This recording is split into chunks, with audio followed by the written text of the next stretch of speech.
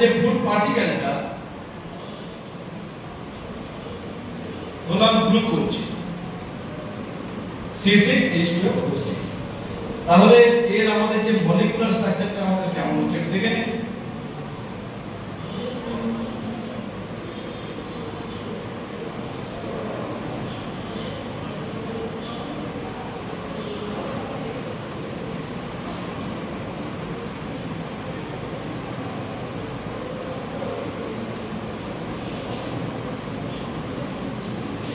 ঠিক আছে, আচ্ছা তাহলে আমরা এখানে কি পেলাম, 6টা কার্বন পেলাম, হাইড্রোজেন পেলাম পাচ্ছি 12টা, আর অক্সিজেন পাচ্ছি 6টা। ঠিক আছে, স্ট্রাকচারটা তো নাকি? আচ্ছা এবারে আমরা কি করব, তাহলে এটা করছি আমরা যে এক অণু গ্লুকোজ, তাই তো? আচ্ছা এবারে তুমি ধরে নাও যে একটা কার্বন হাইড্রোজেন এবং অক্সিজেন, কার্বন হাইড্রোজেন অক্সিজেন নিয়ে গঠিত যে কোনো অর্গানিক মলিকিউল, যে কোনো অর্গানিক মলিকিউল, তাকে যদি আমরা কমপ্লিট বার্ন করি, তাহলে আমরা তাকে বার্নিং করলাম, তাকে আমরা বলছি অক্সিডেশন, জারণ করলাম। জারণ করতে আমরা সেখান থেকে কি কি পাবো, তিনটে জিনিস পাবো, তাই তো? তাহলে তিনটে জিনিস কি কি? এক হচ্ছে কার্বন ডাই অক্সাইড, 2 নম্বর ওয়াটার, 3 নম্বর এনার্জি, তাই তো? এখানে আমরা হিট হিসেবেই পাচ্ছি। এবারে তুমি ভেবে নাও এটা কিন্তু একটা কমপ্লিট অক্সিডেশন হতে হবে, কমপ্লিট, সম্পূর্ণ। তাহলে কমপ্লিট অক্সিডেশন যদি হয় তাহলে আমরা এই জিনিসগুলো পাচ্ছি। আচ্ছা এবার তুমি ভাবো দেখি যে কার্বন হাইড্রোজেন অক্সিজেন দিয়ে গঠিত যে জৈব অণু আছে, যদি সেই অণু কমপ্লিট জারণ, দেহের বাইরে করছে তার কমপ্লিট জারণ, তাহলে তোমরা যারা পড়েছো যে C6H12O6 যদি হয় তার যে কমপ্লিট জারণ, সেই কমপ্লিট জারণের ফলে আমরা যে জানি যে 686 কিলো ক্যালোরি শক্তি উৎপন্ন হয়, তাই তো? আচ্ছা তাহলে 686 কিলো ক্যালোরি শক্তি। এবারে আমরা আসি যে যদি আমরা এইটাকে খাদ্য হিসেবে গ্রহণ করি তাহলে এইটা সেলে গিয়ে কতটা শক্তি দেবে? এই 686 ক্যালোরি কিলো ক্যালোরি যে শক্তি দিচ্ছে, এইটা যদি আমাদের কোষের ভেতরে ঢোকে তাহলে সে কতটা শক্তি দেবে? যে শক্তিটা দেবে সেটা এর চেয়ে বেশি না কম? অর্থাৎ আউটপুটটা কি দিচ্ছে, ইনপুটটা হচ্ছে এইটা, আউটপুটটা কোনটা? তাহলে আউটপুট বাই ইনপুট ইনটু 100 সমান পাচ্ছি আমরা কি, cellular efficiency of energy extraction from the food. ঠিক আছে, এবারে তাহলে চলে আসি আমি যে C6H12O6 এর যে মলিকুলার ওয়েট, তাহলে মলিকুলার ওয়েটটা কত হচ্ছে?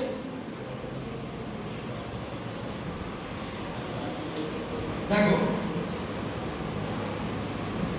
তাহলে C6H12O6, তাহলে C মানে আমরা কত পেয়েছিলাম, 12 into 6, hydrogen 1 into 12, oxygen 16 into 6, তাহলে কত হচ্ছে 72, 12, 96 মানে 180 গ্রাম, তাই তো?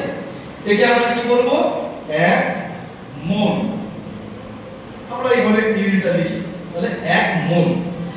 তাহলে 1 মোল, তাহলে আমরা বলতে পারি যে 1 মোল যদি গ্লুকোজ হয় তাহলে কত গ্রাম গ্লুকোজ?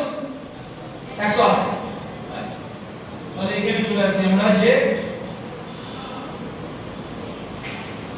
তাহলে 1 মোল গ্লুকোজ ইকুয়াল টু 180 গ্রাম, তাই তো?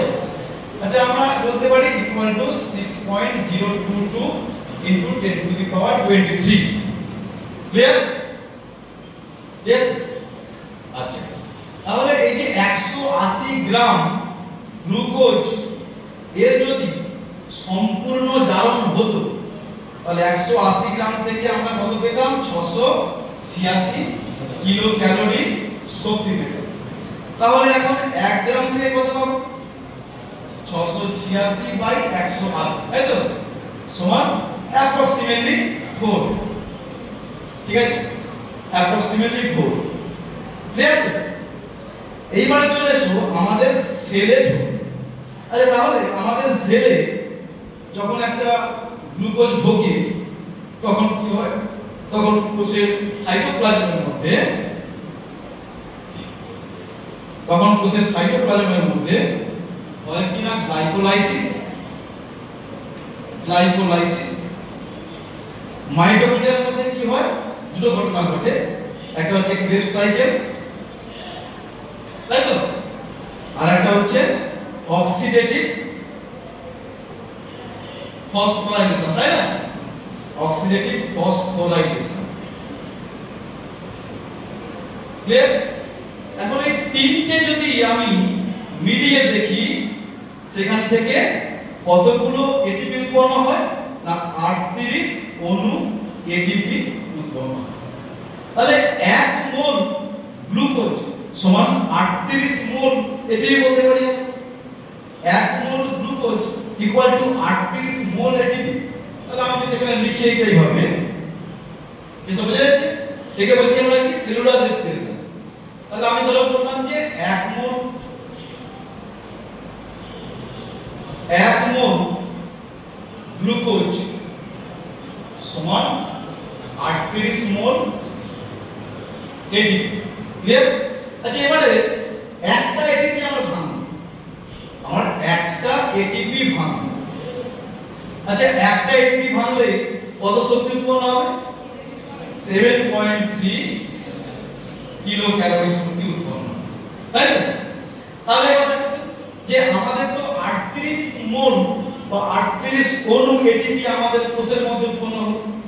তাহলে যদি 38টা উৎপন্ন হয়, তাহলে আমাদের কোষের মধ্যে এই যে তিনটে প্রক্রিয়া, এই তিনটে প্রক্রিয়ার দ্বারা আউটপুটটা কত? না 38 ইনটু 7.3, তার কত হচ্ছে?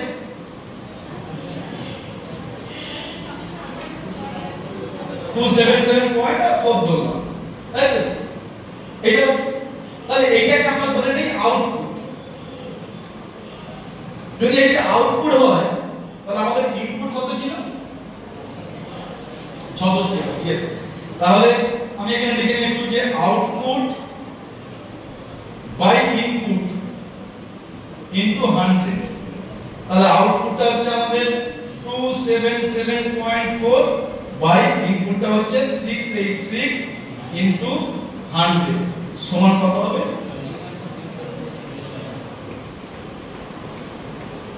40, তাই তো? 40.36 নাকি? 4 ব্যাস, তাহলে 40.4% হলো।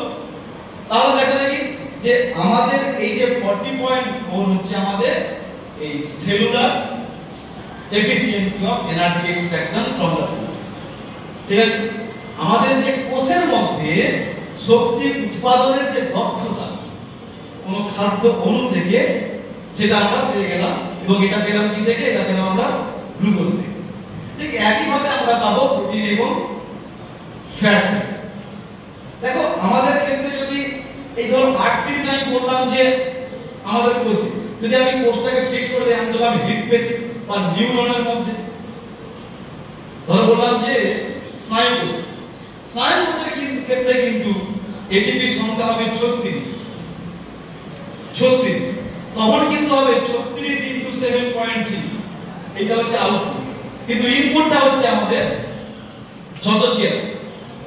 ঠিক আছে, সেক্ষেত্রে কিন্তু আমাদের আবার সেলুলার এফিসিয়েন্সিটা কমে যাবে, মানে খাদ্য থেকে শক্তি যে এক্সট্রাকশনের যে এফিসিয়েন্সি সেটা কমে যাবে।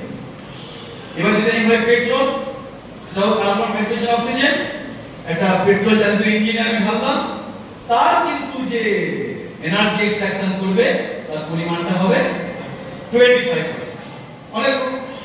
ঠিক আছে, তো বুঝা গেল?